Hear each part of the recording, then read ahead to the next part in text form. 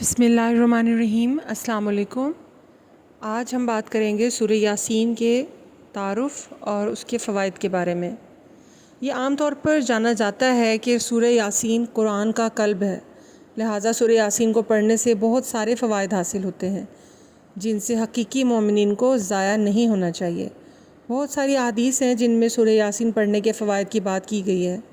سورہ یاسین مکہ مکرمہ میں حضور اکرم صلی اللہ علیہ وآلہ وسلم پر نازل ہونے والی 83ویں آیت کے ساتھ قرآن کی 36ویں صورت ہے۔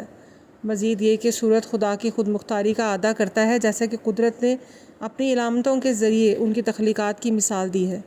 سورت قیامت کے وجود اور خدا کی خود مختار طاقت کے حق میں دلائل کے ساتھ ختم ہوتی ہے۔ سورہ یاسین کی تلاوت کے فوائد کیا ہیں؟ ایک شخص اپنی ضروریت کے لیے سورہ یاسین کی تلاوت کرے۔ حضرت عبداللہ بن زبیر نے بیان کیا کہ جو شخص اپنی حاجت کے لیے سورہ یاسین پڑھے گا تو وہ پوری ہوگی۔ حضرت عطا بن ابی رباح رضی اللہ عنہ کہتے ہیں کہ حضور اکرم صلی اللہ علیہ وآلہ وسلم نے ارشاد کیا، جو شخص دن کے شروع میں سورہ یاسین پڑھتا ہے اس دن کی تمام ضروریات پوری ہو جاتی ہیں۔ ہر چیز کا ایک دل ہوتا ہے، قرآن کا دل سورہ یاسین ہے۔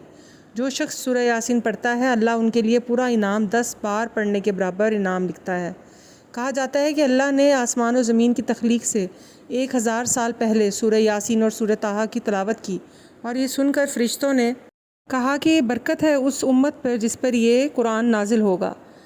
کہا جائے گا نعمت دلوں کے لیے ہے جو اسے حفظ کریں گے، اور نعمت ایسی زبانوں کے لیے ہے جو اسے سنائیں گے۔ جو شخص صرف اللہ کی رضا کے لیے سورہ یاسین پڑھے اس کے پہلے تمام گناہ بخش دیے جائیں گے، لہٰذا اپنے مردے پر سورت کو پڑھنے کی مشق کریں۔ ایک حدیث کے مطابق اگر کوئی جمعہ کے دن سورہ یاسین اور سورہ یاسین و صافات پڑھتا ہے اور کسی چیز کے لیے اللہ سے التجا کرتا ہے تو اس کی دعا قبول ہو جاتی ہے۔ حضور نے فرمایا، جو شخص اللہ کی رضا کے حصول کے لیے رات میں سورہ یاسین کی تلاوت کرتا ہے